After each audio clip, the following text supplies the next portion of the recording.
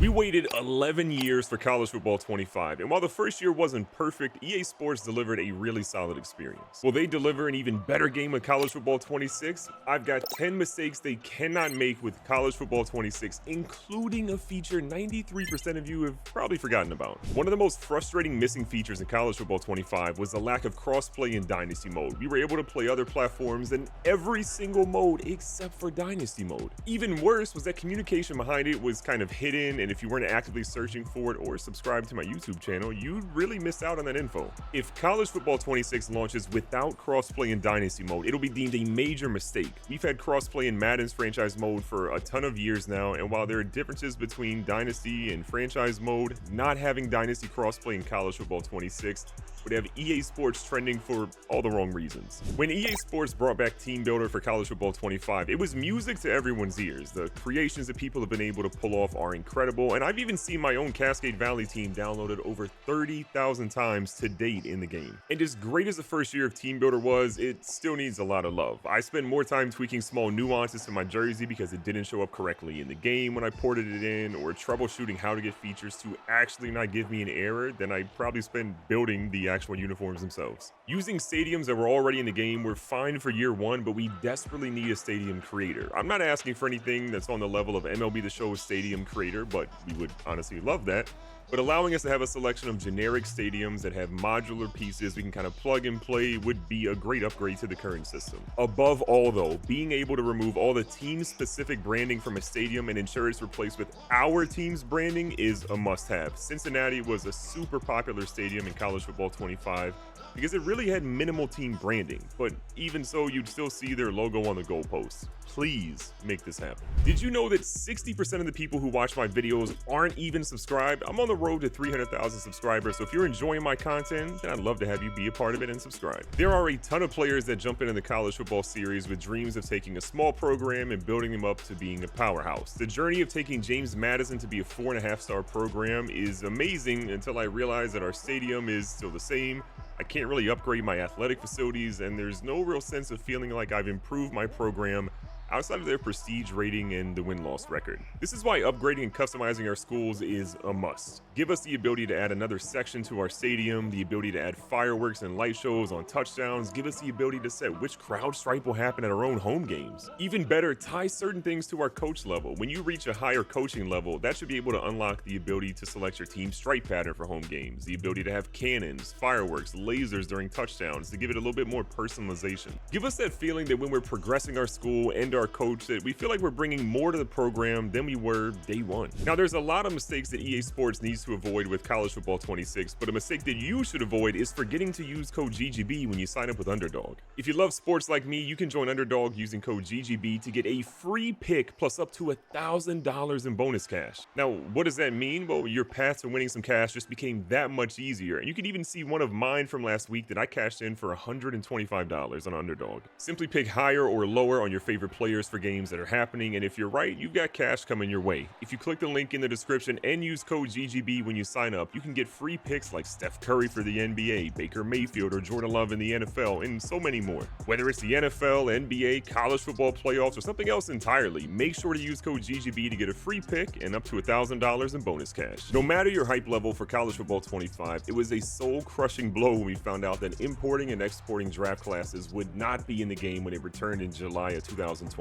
And while that hurt, it hurt even more when we found out that creating a recruit wasn't in the game either. Listen, we get it, NIL complicates things and EA Sports wants to protect themselves, but not allowing users to create a recruit in their private dynasties, online or offline, is just inexcusable. I've talked a lot about the legal issues regarding importing and exporting a draft class from College Football 25. It's a complicated issue. It's one that EA must find a solution for with College Football 26, in my opinion. If the features are revealed for that game and we do not have importing and exporting draft classes to Madden from College Football 26, you are going to see plenty of users just stay on College Football 25, and this game will trend for the wrong reasons. The recruiting system in College Football 25 set a really good foundation for the series. You're rewarded for being smart, recruiting around kind of the strengths of your schools, and it feels like you really earned it when you land a top recruiting class. However, there's plenty of work to be done. College Football 26 needs to overhaul the Dealbreaker system. The idea is great, but the execution needs a lot of work. The amount of times you can scroll a roster for any major school and see 5-star prospects just riding the bench for 4 years and being content with it is absurd.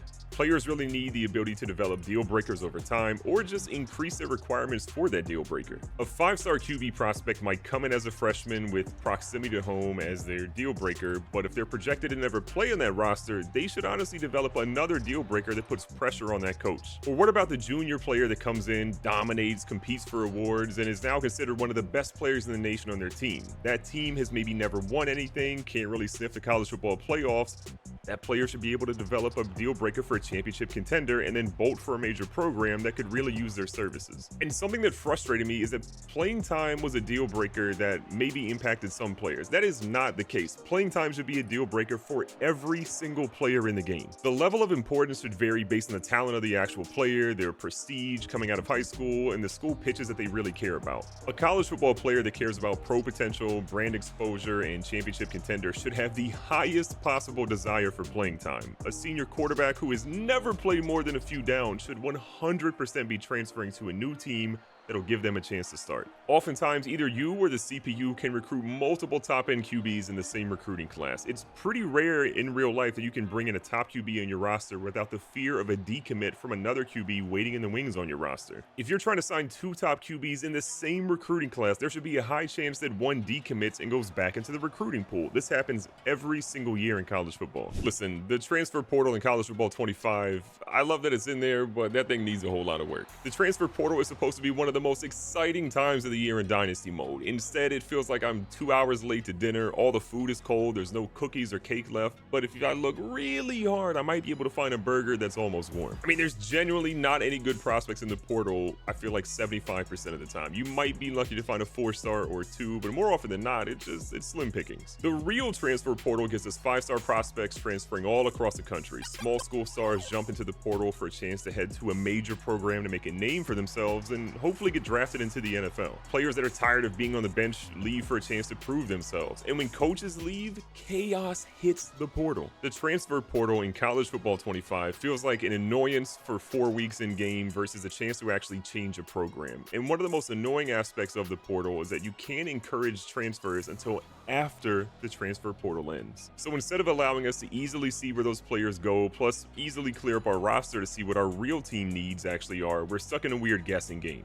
And when you consider 32 user leagues, having the encouraged transfer stage happen right before the portal opens would be a supremely welcome change. As much fun as it is to dive into Dynasty Mode in college football 25, the game is missing a few key elements that really go a long way in terms of the immersion factor. Not addressing kind of the immersive elements to me would be a major mistake. There's 3 specific areas of immersion that I think the team could focus on: classic games, newsfeed, and capturing the dynasty's history. Bringing back the ability to take in-game screenshots and short snippets of video to attach them to a classic game would be a great way to reintroduce the feature. Give us full stat tracking from the game so that we can view the box score and remember that true freshman that had the game of his career to give us the highest rated classic game in our dynasty. You could even use the AI to give an overview of the game and give coaches an XP bonus if they win a classic game. The news feed is pretty bare bones right now. I imagine the team is going to address that at some point, but it needs a much needed facelift right now, and we need to be able to surface relevant moments from our dynasty easily. Being able to also filter the news feed by your team, your conference, maybe every team in the entire NCAA, along with actions like recruiting, games, award races, and so much more would go a long way in helping the world building of Dynasty Mode. And similar to Madden, we could have a recap of the award winners and champions from each season to be able to easily view. I love looking back and seeing how players performed over different seasons, who won the national championship, which players were drafted. The best way to do this, a revamped trophy room. Bring back the trophy room and give us all that information in one particular area. It would just go above and beyond for what we need. Now, earlier in the video, I talked about something that maybe 93% of you have probably forgotten about, or maybe have never seen in an actual college football video game because it's been so long, but I'm talking about the spring game. We have not seen the spring game in a college football video game since NCAA Football 11, and it is time to bring it back. In old versions of the game, you'd have one 5-minute half on offense with each version of your team. So if you're JMU, for example, there'd be the white team and the purple team. First downs would grant you 2 points, touchdowns would give you 6. For defense, you'd get 4 points for a turnover, 3 points for a defensive stop, and 1 point for a sack. The team scrimmage is really what most people kind of focus on with the spring game because it gives you an opportunity to see which of your players are ready to take on a larger role, but I think there's also an opportunity here for position-specific skills similar to what sort of Madden does in franchise mode for the drills they have in training camp. You might be coming into the season trying to decide between 2 QBs for the upcoming year, and the chance at boosting the ratings for your backup QB could be just enough of a reason to actually make him the starter after using him in the spring game.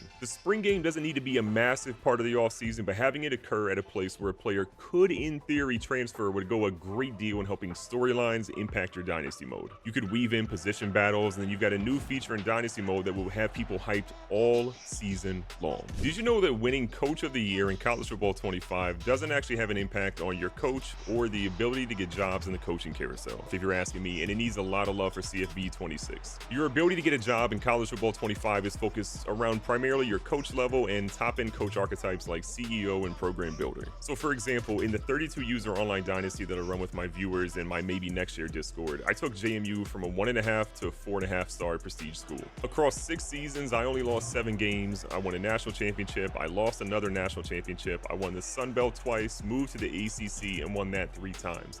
The job offers that I received in that time: UNC, UConn, North Carolina, and UConn. Those are both well below my school's prestiges and would have never been what I would have been offered. In real life, if a coach is taking JMU to that level, they are getting every single offer out there. The coaching carousel really needs the ability for coaches to see open or potentially open jobs and then kind of put feelers out to let the school know that, hey, I'd be interested if this job were to open. The current system of just 3 coaches in consideration per school feels old and antiquated to me. We need to improve that to 6 to 8 to truly let there be more chaos. I mean, they could even let us answer questions to raise that individual school's interest in us to say how we kind of would rebuild this team or what we would focus on or what our priorities would be. Like that to me would be the next kind of iteration we need. If I'm coaching a 5-star prestige school and there's an opening at a school like Old Dominion, shouldn't I be able to walk into their office and say I'm interested and pretty much get hired on the spot? In NBA 2K, when you're running your franchise, you can select a variety of options to say you're focused on rebuilding, contending, or somewhere in the middle. Why can't we have a similar option as a head coach to say if we're staying at our school no matter what, looking for our next opportunity, open to a lower tier only, or maybe a higher tier only? The coaching carousel is a massively important part of college football, and it's something that needs a ton of love in College Football 26. The biggest topic in real college football over the last few years has been NIL, your name, image, and likeness. It's had a huge impact on what attracts players to certain schools, how long a player stays at a school, and we've even seen college players stay a year longer than we would have typically expected because they can get a bag at their school now. College Football 25 has really only had brand exposure open for schools, but we truly need an NIL system integrated into the game. Driving draft picks with NFL success, winning conference and national championships should all boost your NIL, but let's even have a coaching ability that focuses on being able to generate NIL funds. If the game were to use the same skill cap of 50 for your coach level, that makes it incredibly important on where you spend your coach points. You can max out the NIL portion, which likely has a heavy crossover with your recruiting talents, but you might sacrifice some of your on-the-field abilities as a result. When players have a school with a high prestige and win multiple national championships, they often want to go to a smaller school to kind of turn them around. So imagine maxing out your NIL abilities and then going to a school like James Madison with a $50 million NIL fund and then watching players flock to your team in the offseason. It's the kind of chaos that this game desperately needs to kind of help match the energy we see every single year in college football. What's a major mistake you want EA Sports to avoid in College Football 26? Let me know and I'll respond to a few of my favorite comments down below. Don't forget to subscribe so you don't miss out on all future College Football 26 news. Be safe, be smart, tell somebody you love them. Catch you guys on the next one.